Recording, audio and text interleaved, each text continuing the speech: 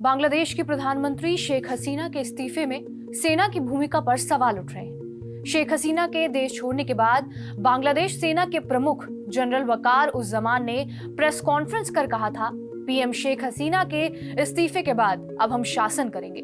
सेना का सत्ता में दखल देने का ये पहला मामला नहीं है। इससे पहले भी बांग्लादेश में कई बार सैन्य तख्तापलट हुआ है, लेकिन एक आर्मी जनरल ऐसा था जिसने मुल्क के मूल विश्वास को ही बदल दिया।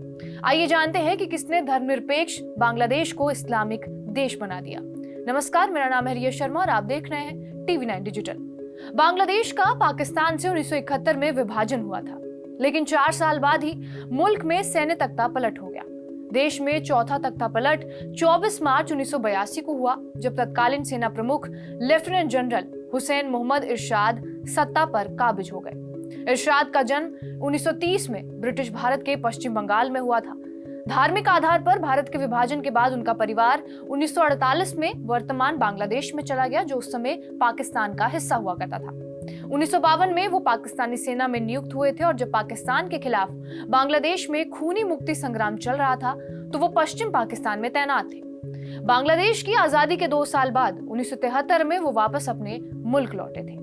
क्योंकि वो एक काबिल अफसर थे, 1975 में जनरल हुसैन इरशाद को तत्कालीन राष्ट्रपति जिया उर रहमान ने सेना प्रमुख के रूप में नियुक्त किया। नवंबर 1975 में जिया उर रहमान ने खुद तख्तापलट करके सत्ता पर कब्जा किया था। 1981 में जिया उर रहमान की हत्या के बाद नए राष्ट्रपति बनकर आए अब्दुस सत्तार, लेकिन करीब 1 साल के अंदर ही जनरल इरशाद ने 24 मार्च 1982 को राष्ट्रपति सत्तार के खिलाफ तख्तापलट कर दिया। इस तख्तापलट में खून खराबा नहीं हुआ। जनरल इरशाद ने मार्शल लॉ लगाकर और संविधान को निलंबित करके खुद को 1983 में राष्ट्रपति घोषित कर दिया। बाद में 1986 में विवादास्पद बांग्लादेशी राष्ट्रपति चुनाव भी जीत लिया और सत्ता में रहते हुए जनरल इरशाद ने राजनीतिक विरोधियों पर सख्त कार्रवाई की थी। विरोध प्रदर्शनों को हिंसक तरीके से दबाने में उनका अहम योगदान रहा था। लेकिन बांग्लादेश जब 1971 में आजाद हुआ था, तब शेख मुजीबुर रहमान के नेतृत्व में मुल्क का पहला संविधान 4 सिद्धांतों पर तैयार किया गया: धर्मनिरपेक्षता, राष्ट्रवाद, समाजवाद और लोकतंत्र। शेख मुजीबुर रहमान ने कहा था, हमारी धर्मनिरपेक्षता धर्म के खिलाफ नहीं है। मुसलमान अपने धर्म का पालन कर सकते हैं, हिंदू भी अपने धर्म का पालन कर सकते हैं। हमारी एकमात्र आपत्ति धर्म को राजनीतिक हथियार के तौर पर इस्तेमाल करने को लेकर है। जनरल इरशाद ने बांग्लादेश के मूल विचार को ही बदल दिया।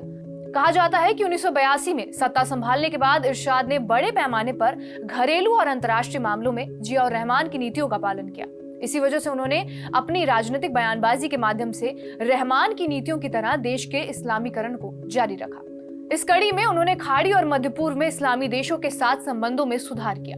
हफ्ते की छुट्टी भी रविवार से शुक्रवार को शिफ्ट कर दी गई और इसके अलावा संविधान में इस्लाम को बांग्लादेश का राष्ट्रीय धर्म बना दिया। ये उनके कार्यकाल का सबसे विवादित फैसला था। बड़े पैमाने पर भड़के विद्रोह के कारण मजबूरी में जनरल इरशाद को साल 1990 में इस्तीफा देना पड़ा।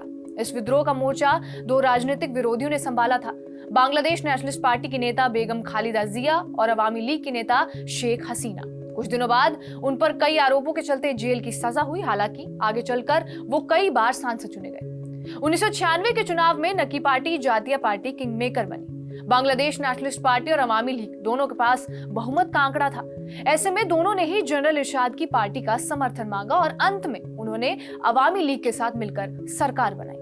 बांग्लादेश के पूर्व मिलिट्री तानाशाह हुसैन मोहम्मद इरशाद का निधन 14 जुलाई 2019 को उम्र संबंधी परेशानियों के कारण ढाका के एक अस्पताल में हुआ था। उनकी आयु उस समय 91 साल की थी। बहरहाल, आपका इस वीडियो पर क्या कुछ कहना है, हमें कमेंट बॉक्स में जरूर बताएं। बाकी देश और दुनिया की तमाम बड़ी खबरों के लिए बने रहिए हमारे साथ टीवी9 डिजिटल पर।